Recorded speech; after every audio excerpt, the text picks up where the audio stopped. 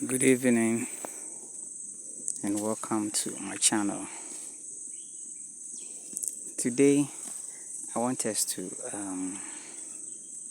look at one thing, and this video is particularly dedicated to new farmers, or say people who want to start or go into cattle business. Let's say you have decided on starting cattle business, or you want to rear them. It starts from where you go to say the market and select your breed. So supposing you are in the market and this is the cattle you came to meet on that particular day, how are you going to select the ones you will want to buy? That's what we are going to talk about today.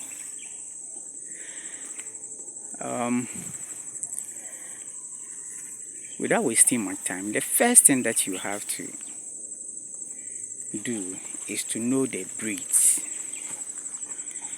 And if you don't know much about the breeds, I have a video on that you can check to see. But I can quickly go over it. The breeds, we have the Boboji.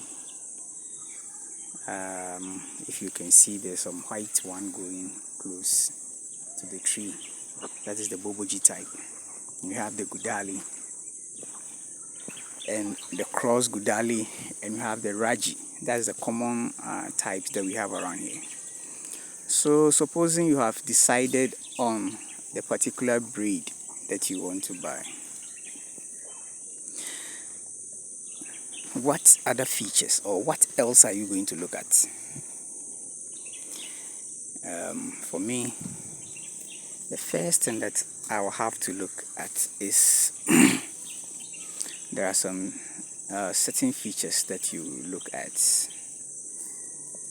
One of the features is, let's look at this animal that is so close to us, the white small one, just close by.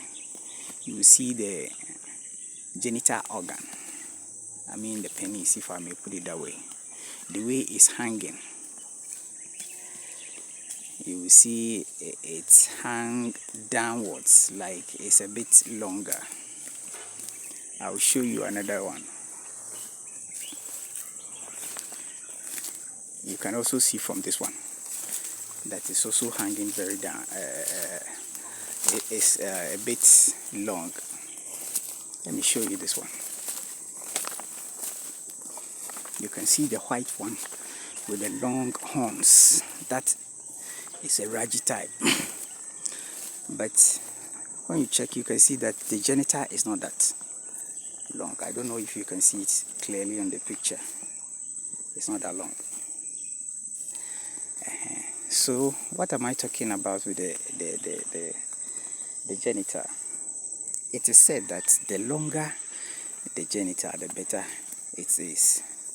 In that those with the longer genitals tend to grow fatter with time. Let's say you bought two unknowingly, one with a longer genital and another with a shorter one. You expose them to the same conditions. The one with the longer genital is likely to grow bigger. That is one thing.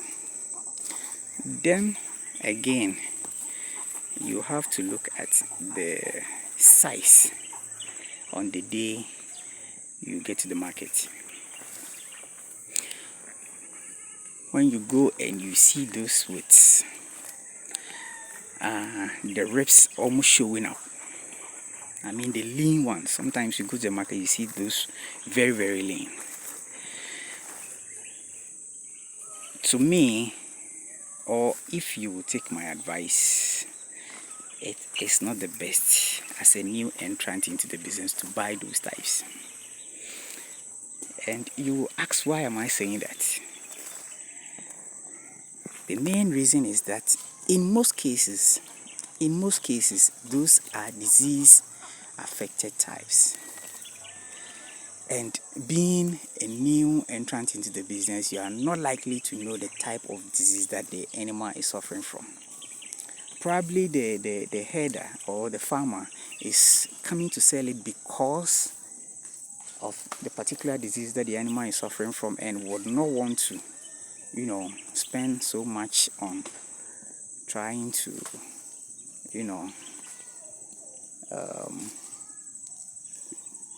treat it. That's why it's bringing it to the market to sell. And you go and buy that type. Sometimes you go and the people will tell you, oh, there's no disease, it's just that it's hungry, because of the weather they can't get food, that's why it's lame. Our advice that in such a case, it's better to stay off such animals if you don't really know much about them. Because in most cases, you will come and suffer with such an animal. In some cases, even you are likely to lose such an animal because you will not know how to treat it. And sometimes veterinary services are very difficult to sometimes seek. Sometimes you will not get them in time. There are some of the diseases that when they attack them, you have to treat it periodically, sometimes daily, at a particular time. And don't forget, you are not likely to get a veterinary officer attending to your farm almost every day to treat your animal. He may be attending to so many farmers. These days, the veterinary officer to the farmer ratio, I don't even know. One veterinary officer may be looking at, so many farmers. And it's not every day that he's coming to check on your animal to know if it's doing well. And being a new entrant, like I said, into the business, you are not likely to know how to treat it yourself. So, in such a case, if you are not lucky, that animal will die. I have suffered such fate before. I bought an animal without really knowing much about it. I was told, oh, it's just because it's hungry, not knowing the animal was sick. That's why they have brought it to the market to sell it. So as much as possible, if you can get those that you can see with, enough flesh, not that lean, not those with their ribs almost, showing. As much as possible, I would advise people to stay off such animals because they come with problems. So I think I've talked about two things to look at. The first is you should know the type that you, it's even three, right? The first is you should know the type that you want. I think I have a video on that, like I said initially. You can check on that. And also you should look at the features. And I think with the features I talked about the genital particularly. Aside the genital, you can also look at how the stature of the animal. Sometimes you can see the legs, the way the legs, how big the legs look like. It all tells a lot about the type of animal you're buying. How big is likely to, grow.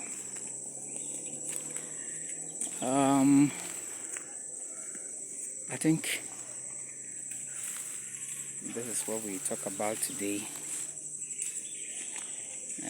Don't forget to subscribe to my channel. I'll be bringing you content like this that is going to help particularly new farmers. Please don't forget to like my videos so that it gets recommended to other people who may need such information. I'll end here and thank you very much for watching. Bye bye.